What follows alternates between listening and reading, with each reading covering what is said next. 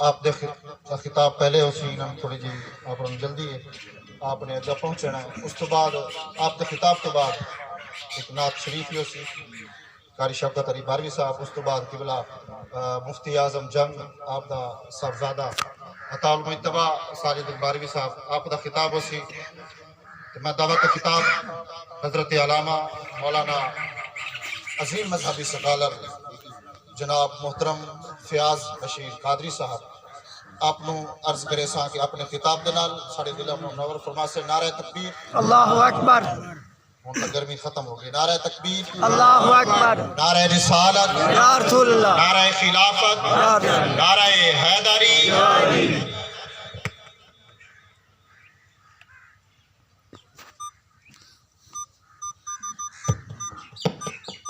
اس کی ایک کو جو ہے نا وہ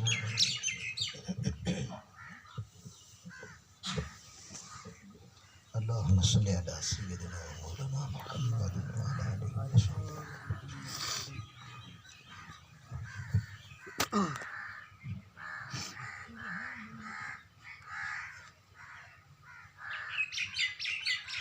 نحمده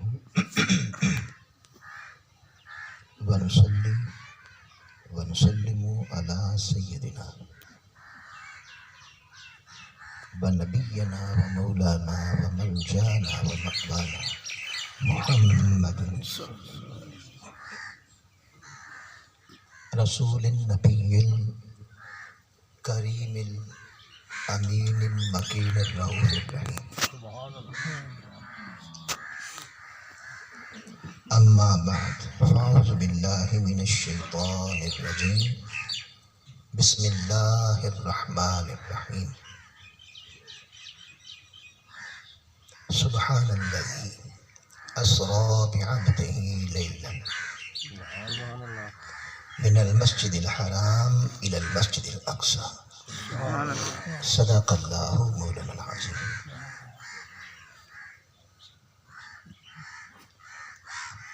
واجب الاحترام علماء کرام، سادات اعظام، قائدین تحریک منہاج القرآن رفقا و اراکین، اور آج کی اس درس عرفان قرآن کی مبارک علمی روحانی تربیتی نشست میں تشریف لائے ہوئے تمام حضرات اور عزیزان گرامی قادر، تحریک منہاج القرآن کے زیر انتظام اس وقت پورے پاکستان میں ہر ماہ، اور یہ سلسلہ 2005 سے اب تک جاری ہے. کرونا جب آیا درمیان میں تو اس پہ بھی تھوڑا سا تھرو بیک آ گیا. ہر مہینے 450 کے قریب دروس عرفان القرآن بحمد اللہ تعالی ہو رہے ہیں، جس کا مقصود اس امت کو قرآنی تعلیمات، قرآن اور صاحب قرآن سے جو ٹوٹا ہوا تعلق ہے، جو کبھی قرون اولا کو نصیب تھا، اسے دوبارہ بحال کرنا ہے. اب اس کے لیے ہم نے اپنا ایک الگ سے سسٹم بنایا ہوا ہے جو محفل کی طرز پہ نہیں ہوتا. یعنی اس میں محفل کی طرز پہ ہم نے اس کو نہیں رکھا ہوا تاکہ لوگ اس سے مانوس رہیں اور اس میں گفتگو کو زیادہ سے زیادہ ٹائم ملے.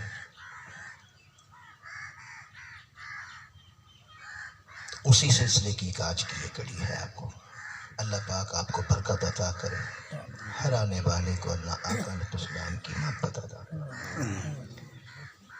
یہ رجب کا مہینہ ہے اور آج کی شب 26ویں ہے، 27ویں آئے گی، بلکہ آج کی شب 27ویں، آج ہی کی شب. اللہ تعالیٰ نے اس شب میں اپنے محبوب صلی اللہ علیہ وآلہ وسلم کو عظیم معجزہ عطا فرمایا. یاد رکھ لیں 2 معجزے آقا علیہ السلام سے کہ قیامت تک زندہ و جاوید. ایک قرآن مجید یہ بھی حضور کا معجزہ ہے کہ پورا عرب اور پورا عالم کفر اور عالم باطل اور اسلام دشمن طاقتوں کو چیلنج ہے کہ وہ ایک آیت ہی اس کی مثل بنا کے لیا. اس پر انہوں نے سر توڑ کوشش کی، بڑے بڑے عربی دان جمع ہوئے، بالآخر وہ عاجز آ گئے اور انہوں نے قبول کر لیا، پر اس پر محنت کر کے اپنا وقت ضائع نہیں کرنا چاہیے. تو یہ بھی اعجاز ہے کہ آج تک جو بھی اللہ کی طرف سے کلام نازل ہوا، تورات آئی، انجیل آئی، زبور آئی، 114 صحائف آئے، ہر ایک کتاب کو وقت کے مفاد پرست طبقہ نے اپنے اپنے مفاد کے لیے بدل دیا اور اپنے مفاد میں اللہ کا کلام بنا لیا. لیکن قرآن مجید بحمد اللہ تعالی یہ وہ عظیم کتاب ہے اور حضور کا معجزہ ہے کہ آج 1400 سال بیت گئے، اس کے کلمات کی تبدیلی کرنا تو دور کی بات ہے، کوئی ایک زیر زبر اور پیش کو بھی نہیں بدل سکا. سبحان اللہ. یہ عظیم معجزہ ہے، زندہ ہے، جو قرآن کی اسلام کی حقانیت پر ڈال ہے. دوسرا معجزہ آقا علیہ الصلوۃ والسلام کا معراج ہے، معراج النبی. جو جو انسان ترقی کرے گا اور ارتقائی پروسیس سے گزرے گا اور منازل طے کرتا چلا جائے گا، آقا علیہ الصلوۃ والسلام کی شان اور عظمت آنے والے دور میں ہر انسان پر کھل کر نکھرتی عظمت فضیلتیں وہ ثابت ہوتی چلی جائیں گی. معجزہ معراج النبی. اب یہ ایک ایسا ٹاپک ہے کہ اسے ہم کئی زاویہ نگاہ سے پڑھ سکتے ہیں. حضور علیہ الصلوۃ والسلام کی عظمت و رفعت اور اللہ کے ہاں آقا علیہ الصلوۃ والسلام کی بزرگی کے زاویہ نگاہ سے بھی پڑھ لیتے ہیں، پڑھ سکتے ہیں. آپ علماء کرام سے سنتے ہیں. اہل سنت کے عقائد کے زاویہ نگاہ سے بھی ہم اس کو پڑھ سکتے ہیں. معراج النبی میں اللہ تعالیٰ نے اہل سنت کے عقائد کی بہت زیادہ ثبوت دیا کہ یہ لوگ حق پہ ہیں، یہ عقیدہ حق پہ ہے. اس کو آپ سائنس کے پوائنٹ آف ویو سے بھی پڑھ سکتے ہیں کہ آج ایک نیا انسان ہے، نیا دور ہے، سائنس کا دور ہے، تو آپ سائنسی پوائنٹ آف ویو کو سامنے رکھیں اور سائنس کی کے تھیوریوں کو سامنے رکھیں اور سائنس نے جو نظریات قائم کیے انہیں سامنے رکھیں. پھر معراج النبی کو پڑھیں تو پتہ چلتا ہے کہ جو سائنس آج بتا رہی ہے، آقا علیہ الصلوۃ والسلام 1400 سال پہلے سائنس سے بھی آگے کام کرتے تھے. تو یوں لگتا ہے کہ سائنس خود حضور علیہ الصلوۃ والسلام اور قرآن کی علوم کا ایک چھوٹا سا جز ہے. کئی اس کے نا پوائنٹ آف ویو بن جاتے ہیں. ہم اختصار کے ساتھ میں نے اس پر سوچا کہ کیا گفتگو کریں، تو اس پر میں اپنے عقیدے کی بات کروں، اہل سنت کے عقیدے کی بات کرتے ہیں. اب یہاں پر معراج النبی سے متعلق عقیدہ کیا ہے؟ یاد رکھیں اس کے 3 مرحلے کیے جاتے ہیں معراج النبی کے سفر کے. پہلا سفر ہے پہلا مرحلہ یہ مسجد حرام سے مسجد اقصی تک کا زمینی سفر ہے. اب زمینی سفر کو قرآن مجید نے صراحت کے ساتھ بیان کیا. سورہ بنی اسرائیل کی پہلی آیت جو میں نے آپ کے سامنے تلاوت کی، فرمایا سبحان اللہ، پاک ہے وہ ذات جو یا جس نے اسرا بعبدہ، اپنے عبد خاص کو سیر کروائی، سبحان اللہ. من اللیل، رات کے انتہائی مختصر سے حصے میں، سبحان جو کہنے چشم زدن میں، اللہ. جیسے وہ آصف بن برخیہ نے کہا تھا کہ میں 3000 کلومیٹر سے وہ تخت اٹھا کے لاؤں گا، کتنے دیر میں؟ قبل ان یرتد الیک طرفک، پلک کے جھپکنے سے بھی پہلے. یہ چشم زدن مثلا پلک جھپکنے سے بھی پہلے حضور سارا سفر طے کر کے او ادنا کی قربتوں میں بیٹھے، اور خالی بیٹھے ہی نہیں، قرآن کہتا ہے فَأَوْحَىٰ إِلَىٰ عَبْدِهِ مَا أَوْحَىٰ، باتیں بھی ہوتی رہیں، وہاں راز و نیاز کی باتیں بھی چلتی رہیں، وہ بھی ہوتی رہیں. اور جب پلٹ کے آئے تو قرآن نے کہا لیلن. یہ جو لیلن پر تقصیر ہے، تنوین ہے، یہ تقصیر کا معنی دیتی ہے، انتہائی مختصر حصہ. کہاں سے کہاں تک؟ من المسجد الحرام، مسجد حرام سے، الی المسجد الاقصی، مسجد اقصی تک. اب یاد رکھ لیں کہ اگر کوئی اس واقعہ کو لے اور عقل کی کسوٹی پہ پرکھے، عقل سے پوچھے کہ کیا ممکن ہے ایک سمت کا سفر کرنا ہوتا اس دور میں اس سفری ذرائع کے مطابق اونٹوں پر گھوڑوں پر سفر ہوتا تھا، 1 مہینہ ایک طرف کے لیے چاہیے تھا، یعنی جانے اور آنے کے لیے 2 مہینے درکار تھے. اب قرآن نے کہا لیلن، چشم زدن میں ہی سارا ہو گیا، تو کوئی کہیے کیسے؟ ایسا ممکن نہیں ہے. جیسے ابو جہل نے کہا، جیسے دیگر کفار و مشرکین نے کہا، کفار مکہ نے کہا.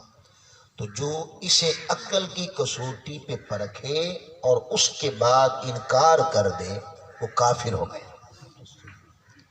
جو کہتا ہے کہ میں اس سفر کو مانتا ہی نہیں، زمینی مرحلے کا انکار کر دے، تو پھر وہ صراحت، چونکہ اس نے نص قرآنی کا انکار کر دیا.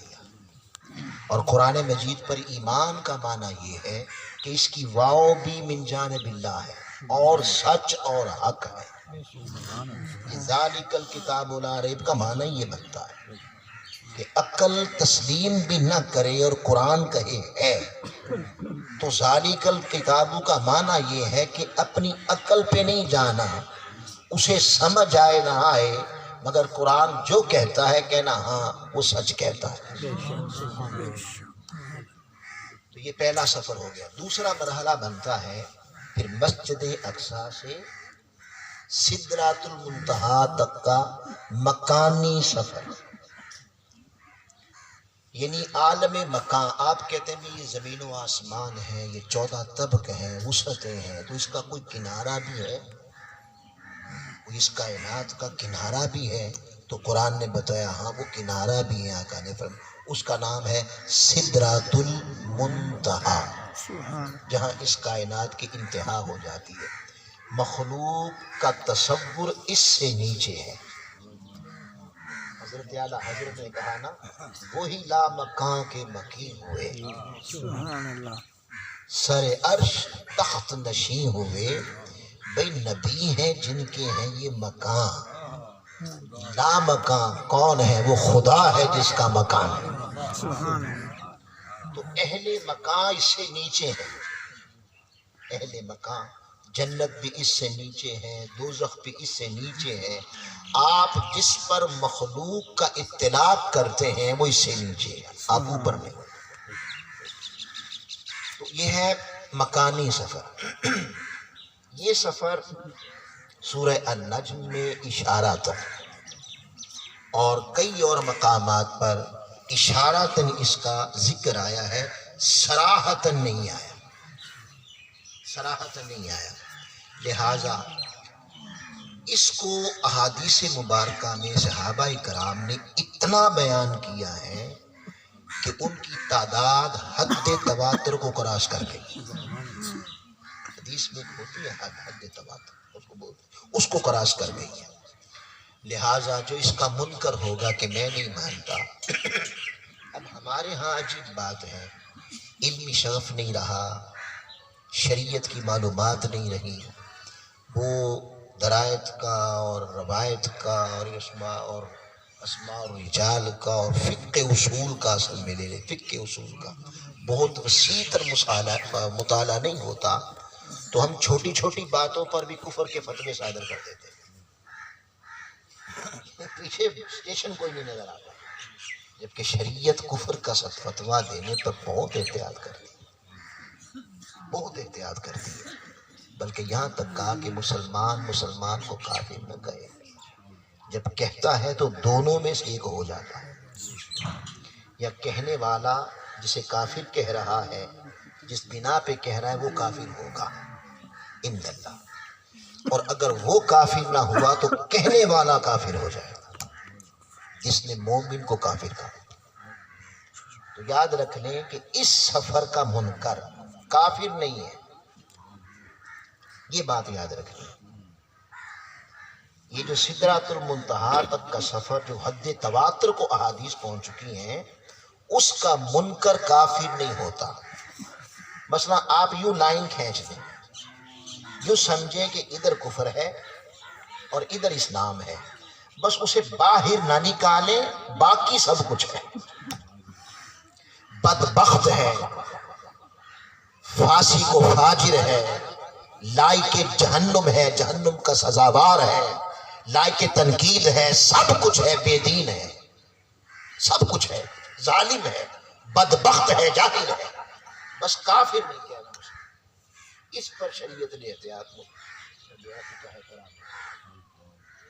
اگلا سفر ہے پھر سدرات المنتہا سے او ادنا کی قربتوں کا. اس سفر میں اختلاف ہے. بولیے کیا لفظ ہے؟ اختلاف ہے. اب بدقسمتی سے ہمارے ہاں اختلاف کو مخالفت کا رنگ دے دیا گیا، جبکہ شریعت اس سے منع کرتی ہے. مخالفت اختلاف کی بنا پر کرنا حرام ہے. اگر ایک شخص کہتا ہے اس کے پاس دلیل ہے اور دلیل سے کہتا ہے میرا موقف یہ ہے، اور دوسرے کے پاس بھی دلیل ہے وہ کہتا ہے میرا موقف یہ ہے، اور نفس سے بات نہیں کرتا اور اختلاف ہو جاتا ہے، تو آقا نے فرمایا یہ اختلاف امت کے لیے رحمت ہے، باعث رحمت ہے. کیوں رحمت ہے؟ اس لیے کہ اس کا بھی موقف پڑھا جائے گا، اس کا بھی موقف پڑھا جائے گا، علم کے سوتے پھوٹیں گے، علم ترویج پائے گا، علم کا ذوق پیدا ہو جائے گا لوگوں میں.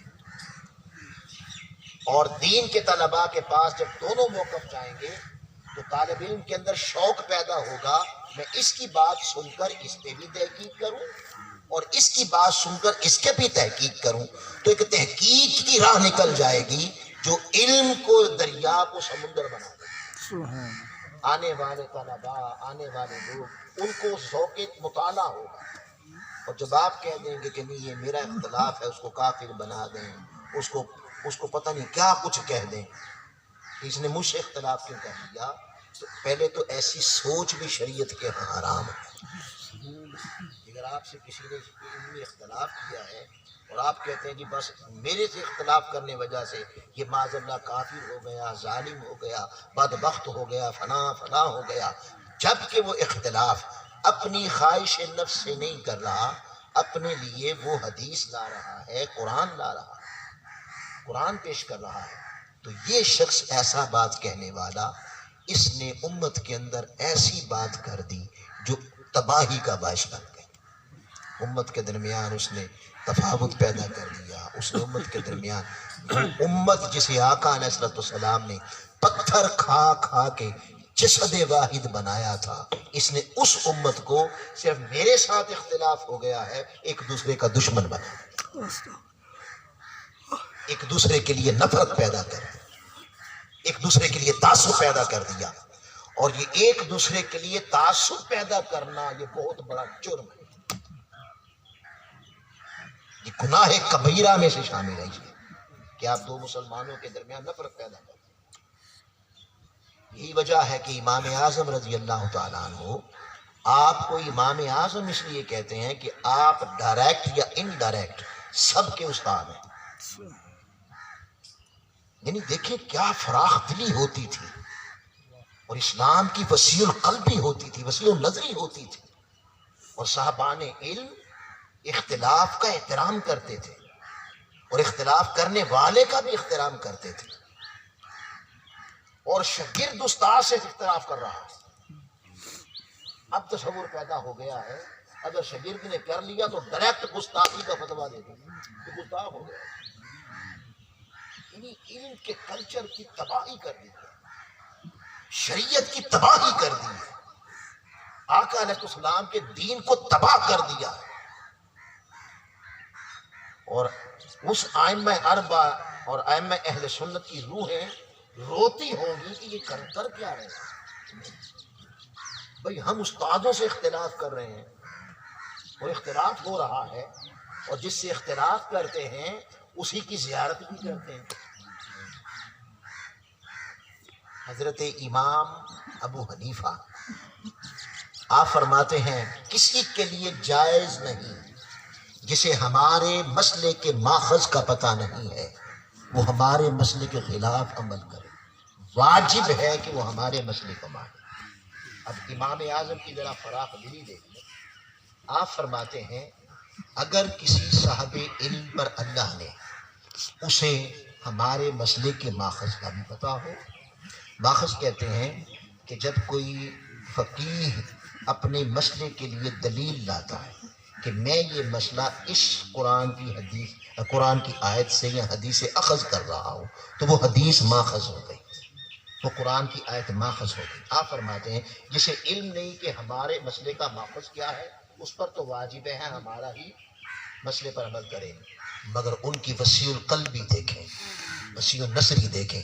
وہ کہتے ہیں اگر کسی عالم دین کو ہمارے مسئلے کے ماخذ کا پتہ ہے کہ یہ آیت ہے یہ حدیث ہے, مگر اللہ نے اس پر اور آیتوں سے اور حدیثوں سے ہمارے مسئلے کے مختلف روشنی کر دی ہے تو اس پر واجب ہے کہ ہماری بات نہ مانے. ہے آج کے کسی مفتی میں اتنی ضرورت؟ اختلاف تو ہے ہی نہیں. نفرتیں ہیں, عدولتیں ہیں, عداوتیں ہیں, مخالفتیں ہیں, دشمنیاں ہیں, اور امت کو دشمن بنا دیا ایک دوسرے کا. تو وہ فرماتے ہیں کہ اس پر واجب ہے ہماری بات نہ مانے, جو اللہ نے روشنی کی ہے اس پہ چلے. یہ وہ کنسیپٹ اور تصور ہے جو اسلام کو قیامت تک کے لیے ایک ایسا دین قرار دے دے گا جو ہر زمانے کے لیے ہر دور کے لیے ایک رہبر و رہنما دین قرار دے. تو اب میں عرض کر رہا تھا کہ اس میں اختلاف ہے, اس میں اختلاف ہے, اور پھر وہ اختلاف صرف ائمہ امت میں نہیں ہے, صحابہ کرام میں ہے. اور یہ ما زاغ البصر وما طغى, آنکھ نے دیکھا نہ حد سے بڑی نہ ادھر ادھر ہٹی, ٹک ٹکی لگا کے حسن مطلق کا نظارہ کیا. اب اس پہ ایک موقف آ گیا, وہ کہتے ہیں نہیں اللہ کو نہیں دیکھا, اللہ کو نہیں دیکھا, اور اس میں اختلاف کرتی ہیں ام المؤمنین سیدہ عائشہ صدیقہ رضی اللہ تعالیٰ عنہا. اب آپ کیا فتویٰ دیں گے؟ یعنی آپ نفرت کے لیے کسی کو اگر کافر کہہ رہے ہیں تو بابا پہلے یہ بھی سوچ لیں کہ آپ جس کو کافر کہہ رہے ہیں اس کے اوپر سیدہ صدیقہ کا ہاتھ, ان کا موقف ہے کہ اللہ کو نہیں دیکھا.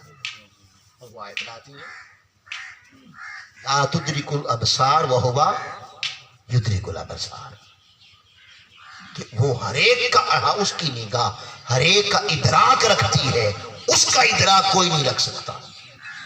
آیت لاتی ہے. صحابہ, بہت سارے صحابہ وہ کہتے ہیں نہیں, اللہ کا بے نقاب بشری پیکر کے ساتھ سر کی آنکھوں سے جلوہ کیا. اور ہمارا موقف یہی ہے, ہمارا موقف یہی ہے, اور ہمارا موقف ایسے مفروضوں پر قائم نہیں ہے.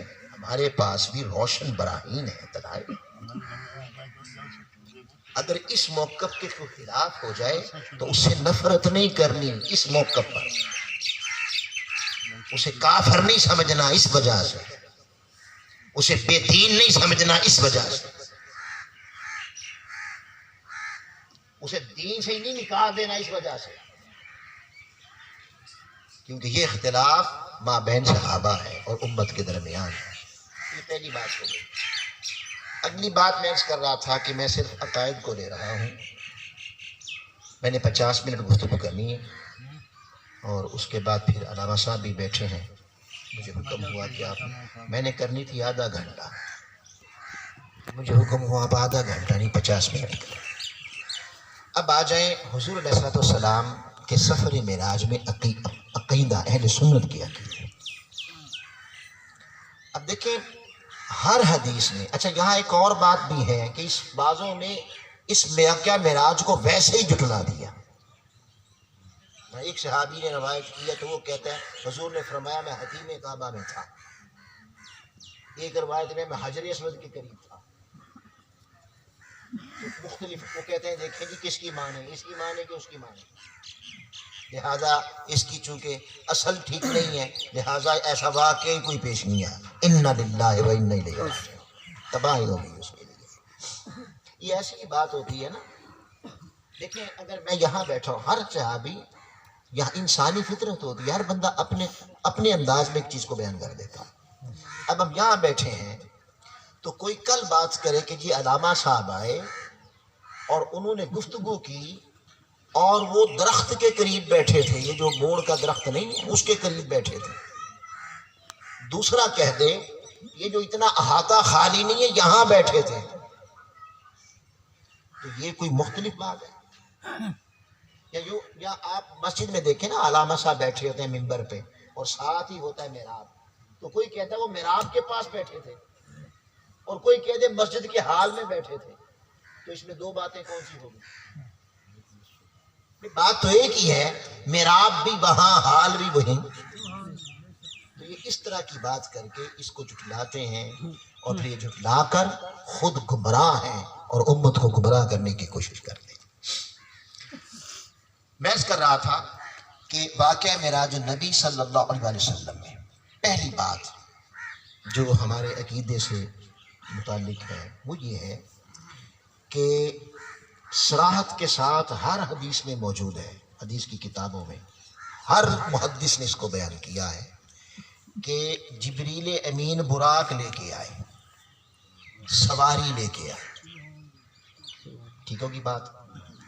اب وہ سواری انہوں نے باندھی اور یوں سمجھ لیں کہ میں نے اس مقام کی زیارت کی ہے، وہ جہاں پہ وہ براق باندھا، ترکیوں نے وہاں وہ بنایا ہوا ستون اور اس پر باقاعدہ انہوں نے ایک نا کڑا سا چڑھایا ہوا ہے، اور جب ان کی حکومت تھی تو انہوں نے الگ کلرنگ کی ہوئی تھی، ہر ایک کو پتہ چل جائے کہ یہ وہ مقام ہے جہاں پر براق باندھا گیا تھا، اور اس سے کوئی 6-7 فٹ ہٹ کے ایک مقام ہے جہاں آقا علیہ السلام تشریف فرما تھے، صاحب استراحت میں تھے، سوئے ہوئے تھے، وہاں باندھا اور آ کے جگایا،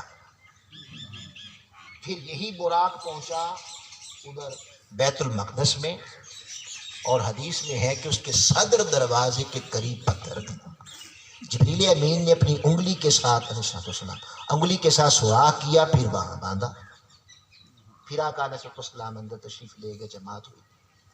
سوال یہ ہے کہ آپ مثلا یہاں آتے ہیں گھوڑے پہ آ جائیں، اونٹ پہ آ جائیں، خچر پہ آ جائیں، آپ ادھر سواری باندھ کے آتے ہیں، سوائے اس کے کہ کہیں سواری بھاگ نہ جائے، کوئی باندھنے کا کوئی دوسرا بھی تصور ہے؟ کیوں باندھتے ہیں؟ اس کے سوا کوئی کنسپٹ ہے، کوئی تصور ہے؟ اور اگر آپ نے بڑی سدائی ہو، سدا بھی لی جاتی ہے نا سواریاں، اور سدا لی ہو، اتنی سدا لی ہو آپ کو یقین ہو کہ جہاں کھڑا کروں گا نہیں ہلے گا، تو اس میں بھی کنسپٹ یہ ہے کہ بھاگے گی نہیں، تصور تو وہی ہے نا کہ بھاگے گی نہیں۔ تو سوال پیدا ہوا کہ حدیث پاک میں جب آقا علیہ السلام براق کے سوار ہوئے تو وہ خوشی سے جھومنے لگا، وہ براق خوشی سے جھومنے لگا، جبریل امین علیہ السلام نے اس براق سے مخاطب ہو کے کہا اے براق تھم جا، آج تجھ پر وہ سوار ہوا ہے اور ایسا عظیم سوار ہوا ہے کہ اس جیسا عظیم نہ اس سے کوئی پہلے تھا نہ اس کے کوئی بعد ہوگا۔ سبحان اللہ سبحان اللہ جو سواری اس سوار کے سوار ہونے پر ناچے جھومے، وہ تو لگتا ہے خدا جانے صدیوں سے انتظار میں تھی، کب وقت آئے گا، کب حضور کی سواری بنو گی۔ بھیجا کس نے؟ رب کائنات نے۔ لا کون رہے ہیں؟ جبریل امین۔ اور کن کے لیے لا رہے ہیں؟ وجہ تخلیق کائنات ہے، ان کے لیے لا رہے ہیں۔ اور اگلی بات، یہ ذات وہ ذات ہے جو ہر رات جاگتی ہے، ہر رات جاگتی ہے اور امت کے لیے اتنا روتی ہے، ساری ساری رات کھڑے ہو کر اپنے پاؤں متورم کر، اور اللہ کے حضور میں رو رو کر اپنی آنکھیں مبارک چشمان مقدس رو رو کے متورم سوج جاتی ہیں، حتیٰ کہ قرآن تھپکیاں دینے سنانے آتا ہے، یا ایھا المزمل قم اللیل الا قلیلا، اتنا نہ جاگا۔ ہر ایک کو کہتا ہے جاگو اور محبوب کو کہتا ہے تو سو جا۔ سبحان اللہ اور آقا فرماتے ہیں مولا کیسے سو جاؤں جب امت کے بے نیازوں پر، گناہگاروں پر نگاہ جاتی ہے تو میری نیند اڑ جاتی ہے، اگر میں اڑ گیا تو میری امت کے گناہ، میں سو گیا تو میری امت کے گناہگاروں کا کیا ہوگا۔ سبحان اللہ جو ہر رات جاگے، پھر ہمارا عقیدہ ہے آقا علیہ السلام کو اللہ پاک نے ما کانا وما یکونو کا علم عطا کیا تھا، عقیدہ ہے نا؟ تو کیا حضور کو علم نہیں تھا؟ آج تو محبوب نے بلانا ہے، آج تو محبوب نے، تو بتائیں جب محبوب نے بلانا ہو تو محب سویا کرتے ہیں یا انتظار میں رہتے ہیں؟ مگر آج بلانا ہے اور آج سوئے ہوئے ہیں، آج بلانا تھا آج سوئے ہوئے ہیں۔ کیوں؟ وجہ کیا تھی؟ اللہ پاک نے فرمایا میرے محبوب تو سو جا تاکہ تیری امت کے عقیدے درست کرنے ہیں، ان کے عقیدے بھی درست کر دوں۔ اور جبریل سے کہا جا سواری لے جا، پہلے باندھ، پہلے باندھ، محبوب تو سو جا، جبریل تو جگا۔ اور کیسے جگا؟ ہائے ہائے ہائے، قربان جائیں جب آقا کو سوئے پایا تو ایک حدیث میں آتا ہے، میں کہتا ہوں جبریل امین علیہ السلام کا عقیدہ بھی پیر مہر علی شاہ والا تھا۔ وہ کیا کہتے ہیں؟ وہ فرماتے ہیں کوئی مثل نہیں ڈھولن دی، آیا سبحان اللہ سبحان چپ کر مہر علی اتنا جا نہیں بولنا، یہاں زبانوں کو تالے لگا ہو۔ جبریل امین کون؟ نور کا پیکر۔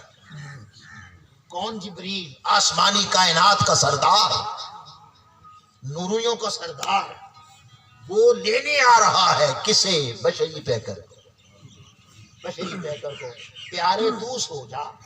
جب سویا پایا تو دم مارنے کی جرت نہ ہوئی کہ آگے بڑھ کے خود جگا لوں۔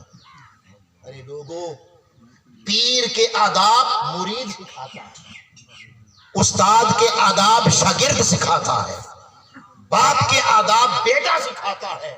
ارے قربان جائیں، اس ہستی کا عالم کیا ہے، اس کی بزرگی کیا ہے، اس کی فضیلت کیا ہے، اس کی عظمت کیا ہے اللہ کے ہاں، کہ وہ سوئے ہیں اور جبریل جا کے پوچھتے ہیں مولا تیرا محبوب سویا ہے، ذرا اس کے آداب تو سکھا دے۔ سبحان اللہ سبحان اللہ مصطفیٰ کی بارگاہ کے آداب خود رب ذوالجلال سکھاتا۔ پوچھنے گئے کیا کیسے جگاؤں؟ آقا نے فرمایا یہ کافوری ہونٹ کب کام آئیں گے؟ اللہ پاک نے فرمایا کہ جبریل تیرے کافوری ہونٹ کب کام آئیں گے؟ اب آگے حدیث نہیں ہے نہ یہ حدیث کے الفاظ ہیں، میرا ذوق ہے۔ اب یہاں پر پرابلم آج کے معاشرے میں یہ ہے کہ ہر بات کو وضاحت سے بتانا پڑتا ہے، ورنہ 1.5 گھنٹے کا خطاب سن کے 1 سیکنڈ کا جملہ نکال کے اس پہ پھر 1.5 گھنٹہ تقریر کی جاتی ہے کہ یہ کہہ دیا، نہ پچھلا بیان کیا نہ اگلا بیان کیا۔ یعنی ہم عجیب دور میں پیدا ہو گئے۔ تو یہ آگے حدیث نہیں ہے، میرا ذوق ہے۔ جب آقا نے کہا ہو، جب اللہ نے کہا ہوگا یہ کافوری ہونٹ کب کام آئیں گے، عرض کی ہوگی میں نوریوں کا سردار ہوں، نور کا پیکر ہوں، ماتھا چومو، خبردار، رخسار چوم لو خبردار، ہاتھ چوم لو خبردار۔ پاؤں کے بھی دو حصے ہیں، ایک ہے اوپر چھت، ایک ہے تلوا جسے مٹی لگتی ہے۔ اللہ پاک نے فرمایا جا جبریل میرے یار کے تلوے چوم، سبحان اللہ، تاکہ سبحان پتہ چل اللہ، جائے میرے پیارے کا مقام کیا ہے، سبحان اللہ، میرے پیارے کا مقام کیا ہے۔ اور فرمایا تو سو جا یہ جگائے، سواری باندھے پھر جگائے، پھر سواری پیش کرے، پھر ادھر بھی باندھے پھر کھول کے پیش کرے۔ تو اللہ کو پتا تھا کہ کوئی ایسے لوگ بھی پیدا ہو جائیں گے، پڑھیں گے کلمہ، بات علمی کریں گے، اور مفتی صاحب ہوں گے، محدث صاحب ہوں گے، مفسر صاحب ہوں گے، اور کہیں گے یہ دیکھیں کہ جبریل استاذ ہے۔ یہ کیسے استاذ ہے؟ یہ کہا نہیں اقرا پڑھیے، تو پڑھانے والا کون ہوتا ہے؟ سادہ بات، اور ہم سادہ لوگ، اور ہمارا علماء کے ساتھ کوئی شغف ہی نہیں۔ ایسا دور آ گیا ہے کہ علماء کی نفرت دلوں میں ڈالی جا رہی ہے۔ کیوں ڈالی جا رہی ہے؟ اس لیے کہ وہ حدیث سناتا ہے، اس لیے کہ وہ مصطفیٰ کا پیغام دیتا ہے۔ اگر اس مصطفیٰ کا پیغام اس امت کے دل میں زندہ ہو گیا تو یہ غلامی کی ساری زنجیریں توڑ کر اسلام کو غالب کر دے۔ سبحان اللہ، سبحان اللہ، اس لیے عالم دین کی نفرت ڈالی گئی، اور ہمارے پاس ذوق نہیں، کسی علم والے کے پاس بیٹھ جائیں جا کر، اس سے کچھ سیکھ لیں جا کر، اور تباہی ایسی آ گئی، ایسی تباہی آ گئی اس امت پر، جس امام کے پیچھے نماز پڑھ رہا ہے اسی کی باہر جا کے پھر غیبتیں کرنا، یہ حال ہو گیا۔ تو یہ دیکھیں جی سادہ سی بات ہے نا، علم ہمارے پاس ہوتا نہیں، علماء کے قریب جانے کا ذوق و شوق نہیں ہے، قرآن پڑھنے کا خود ذوق و شوق نہیں ہے، اور خود پڑھنے سے کچھ نہیں آتا، پڑھانے سے ہی آتا ہے۔ سبحان اللہ، تو وہ ذوق نہیں ہے تو کہتے ہیں یار بات تو بڑی اچھی کر رہا ہے، یہ دیکھیں پڑھایا تو استاد ہو گیا۔ اللہ پاک نے فرمایا محبوب تو سو جا، جبریل تو سواریاں کھول اور باندھ، تو جگا اور پیش کر، تاکہ پتہ چل جائے صاحب سویا کرتے ہیں، صاحب سویا کرتے ہیں، اور جگا کر سواریاں کھولنے اور باندھنے والے جو پیش کریں۔ ارے استاد نہیں ہوتے